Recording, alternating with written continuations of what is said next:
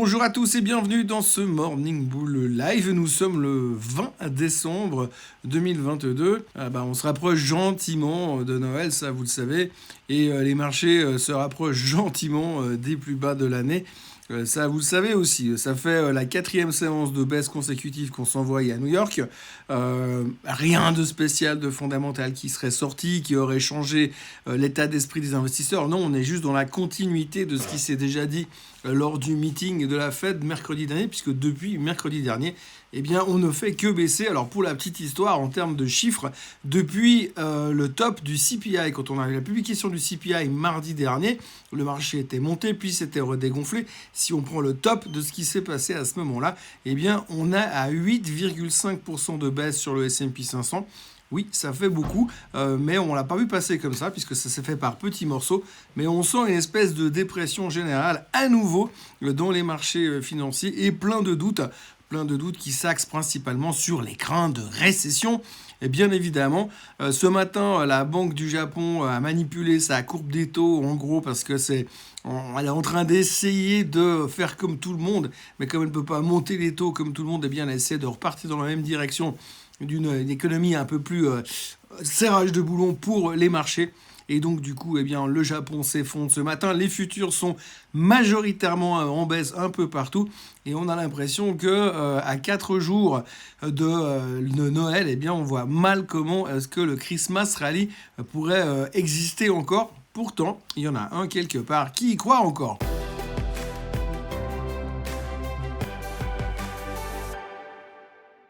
Oui, l'indicateur contrariant des marchés financiers a encore parlé hier soir, puisque monsieur Jim Cramer, le présentateur de CNBC, est revenu hier soir pour nous annoncer que selon lui, c'était encore possible et que selon les charts, le Christmas Rally pouvait encore se produire. Alors, vu son track record cette année, je crois qu'il est à peu près 100% faux. Chaque fois qu'il dit un truc, le marché va dans l'autre sens.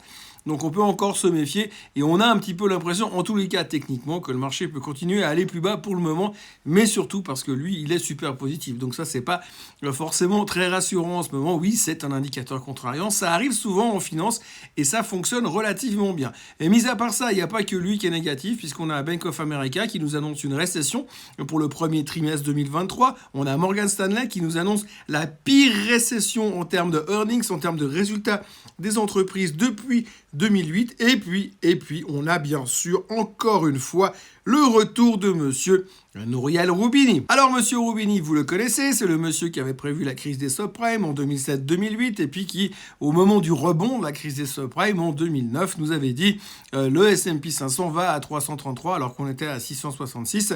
Et puis, depuis, il est faux. Depuis, il essaie de choper le prochain crash, la prochaine correction. Et dès que le marché baisse de 4%, il vient nous dire « Ouh, attention, on va perdre 20% de plus ». Donc hier, il est revenu, en plus il est interviewé dans le FT. Ça a assez tendance, hein. On est en fin d'année, on ne sait plus quoi faire, on est complètement déprimé, on en a ras-le-bol de cette année 2022. Et nous, on nous sort Roubini qui vient nous dire « Ouh, nous sommes en train de nous faire, alors tenez-vous bien, un accident, un crash ferroviaire au ralenti. » Et que ça va être une catastrophe l'année prochaine, ça va être très très dur. Bref, c'est tout ce qu'il nous dit à peu près toutes les 6 semaines dès qu'il est interviewé quelque part. On espère que il n'aura pas raison cette fois, encore une fois, ce serait plutôt pas mal, parce que ça m'énerverait qu'il ait raison une fois, puis en plus je ne saurais plus trop quoi dire s'il s'avérait qu'il avait raison trop souvent tout d'un coup. Bref, donc du coup on a beaucoup de négativisme dans le marché, tout le monde parle de l'inflation, on a peur de ce qu'est en train de faire la Banque du Japon, on voit clairement que les banques centrales ne sont plus nos alliés pour le moment, et on revient surtout sur le fait que la Fed a annoncé sa non-intention de faire quoi que ce soit au niveau des taux ces prochains temps, de maintenir des taux relativement élevés. Donc pour l'instant, pas de pivot. Et on voit régulièrement parler dans la presse qu'effectivement, sans pivot, le marché ne peut pas redémarrer et on ne peut pas avoir de cycle bullish. Par contre, il y a une autre statistique qui est assez intéressante qui dit quand même que lorsque le CPI a fait son top, quand l'inflation a fait son top, généralement, on a un rebond des marchés et le S&P 500 est en moyenne en hausse entre 10 et 15% dans les 12 mois qui suivent. Il y a donc de l'espoir, mais si on revient sur les prédictions qu'on nous a fait la semaine dernière, comme tout le monde s'attend à un premier semestre catastrophique et ensuite l'occasion de racheter le marché, effectivement, on pourrait avoir un rebond plutôt sympa ces prochains temps, ces prochains mois. En tous les cas, il faudra être patient, trouver les points bas mais ensuite, il y aura plein d'argent à faire, ça va être tellement facile. Bon, je rappelle quand même que si on parle de rebond de 10% ou de 15% après le pic de l'inflation, si on prend le pic de l'inflation qui s'est produit grosso modo août-septembre, eh bien grosso modo c'est plus ou moins là où on était mardi dernier quand on a annoncé les chiffres du CPI, plus 10%. Voilà. Bref, donc du coup, ça reste beaucoup d'obsessions autour de l'inflation, de la récession, mais le maître mot pour l'instant depuis quelques jours clairement sur les marchés, c'est récession, et puis c'est tout. Donc pour le reste, vous le voyez, on a beaucoup de négativisme dans le marché. Au niveau des news, eh bien vous l'avez certainement vu, monsieur Elon Musk a donc fait son sondage pour savoir s'il devait quitter la tête de Twitter.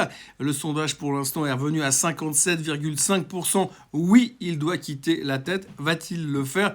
Va-t-il se remplacer par lui-même ou va-t-il le remplacer par Snoop Dogg? Puisque visiblement Snoop Dogg a posé la même question et lui il a obtenu 87% d'opinion favorable. Mis à part ça, monsieur Musk a également parlé de la performance de Tesla cette année, puisqu'on l'a vu et entendu, Tesla a perdu plus de 600 milliards de market cap durant l'année 2022 et lui il est revenu sur le sujet en disant que de toute façon c'est toute la faute de la Fed, puisque la Fed a monté les taux. Quand la Fed monte les taux, plus personne ne veut acheter des titres de croissance, donc c'est pour ça que le titre Tesla a beaucoup baissé cette année. Bien sûr, ça n'a strictement rien à voir avec le fait que lui, il a balancé des milliards et des milliards de ses propres titres pour s'offrir Twitter, justement. Dans les autres news de la planète finance qu'il faudra retenir, eh bien, on a le Bitcoin qui repasse encore une fois en dessous des 17 000. On se traitait tout à l'heure autour des 16 600 sur le Bitcoin. On a SBF qui a accepté de se faire extrader aux États-Unis. Et puis, on parle aussi beaucoup de Coinbase qui est quand même au plus bas de tous les temps. Alors, ça fait à peu près depuis 2 mois qu'on voit régulièrement Madame Katie Wood de chez ARK Invest qui vient moyenner. Bon, bah là, du coup, Coinbase est au plus bas de tous les temps. Ça fait très peur, et ça fait surtout très peur parce que quand on regarde un petit peu les commentaires du management, c'est surtout axé sur le fait qu'ils viennent dire que oui, ils ont énormément de coûts de structure aujourd'hui et qu'il y a beaucoup moins de commissions qui rentrent puisque les gens traitent beaucoup moins forcément sur les cryptos, et donc c'est un peu plus difficile que la performance qu'ils nous affichaient il y a une année quand ils sont venus en IPO où tout le monde avait des price targets à peu près à $450. Autrement, le pétrole tient toujours les 75 parce qu'on parle de réouverture de la Chine. En même temps, on parle aussi beaucoup d'explosion des cas Covid en Chine. Donc ça, on va certainement en reparler ces prochains temps. Ça va nous animer un petit peu les débuts de l'année 2023. Et puis alors, la plus belle news de la journée, celle-ci, il faut l'encadrer, la retenir, c'est vraiment magnifique. Eh bien, le Crédit Suisse a attaqué le blog Inside Paradeplatz. Alors, le blog Inside Paradeplatz, c'est un blog qui existe depuis des années à Zurich et qui raconte plein de rumeurs qui circulent dans les banques, qui sont d'ailleurs distillées par les banquiers eux-mêmes sous le couvert de l'anonymat. Et donc, le Crédit Suisse attaque Inside Paradeplatz parce qu'il réclame la suppression d'une 50aine d'articles qui dirait du mal sur le Crédit Suisse. Alors visiblement, le Crédit Suisse n'assume pas complètement ces conneries. Il préférait qu'on n'en parle plus puis qu'on n'ait plus trop de traces dans les journaux. C'est un peu comme monsieur Emmanuel Macron qui essaie d'enlever ses images et ses vidéos quand il est en train de tripoter les joueurs sur le terrain après la finale de la Coupe du Monde. Donc je le promets, je ne dirai plus jamais de mal sur le Crédit Suisse parce que ce serait vraiment embêtant de devoir me retrouver avec un procès pour commencer l'année 2023. Et puis, dernier sujet qu'on abordera encore aujourd'hui, c'est le sujet du bois. Le bois vient de se casser la figure pour le 4e jour, la 4e séance consécutive également. Ça revient surtout autour du fait que l'immobilier est mal en point. On en parlait hier sur l'Europe et l'Allemagne, et aujourd'hui on peut en reparler également sur les États-Unis puisque ça continue à s'affaiblir. Alors il y a deux théories qui s'affrontent. Soit on arrive dans une fin de cycle et le marché immobilier va se péter la figure comme il l'avait fait il y a quelques années, et on sait que c'est pas bon pour les marchés. Mais il y a aussi l'autre voix qui s'affronte et qui vient dire oui, mais le marché américain a littéralement explosé durant la phase post-Covid et durant la phase de soutien économique qu'avait mis en place le gouvernement. Et donc on revient simplement à la moyenne et c'est une saine correction après une explosion un peu exagérée. Alors qui aura raison, on ne sait pas, mais en tous les cas, il y a beaucoup de rumeurs qui circulent également aux États-Unis comme quoi il y a pas mal de gens qui se retrouvent en difficulté pour payer les loyers, puisqu'effectivement les propriétaires immobiliers ont le droit de monter les loyers aux États-Unis en fonction des taux d'intérêt. Je vous laisse imaginer, avec la hausse des taux d'intérêt hypothécaires, il y a dû avoir des réajustements de loyers qui ont fait un tout petit peu mal ces derniers temps. Et donc ça pèse également sur le marché immobilier. Et c'est une raison de plus de craindre la récession. Voilà, comme vous le voyez, eh bien aujourd'hui c'est une journée spéciale récession. On se pose toujours la question de savoir quel sera le mot vainqueur de l'année. Eh bien, inflation a été visiblement en tête, mais là sur les derniers kilomètres, on a l'impression que la récession est en train de rattraper le peloton pour essayer de nous faire un truc sur le sprint à la ligne d'arrivée.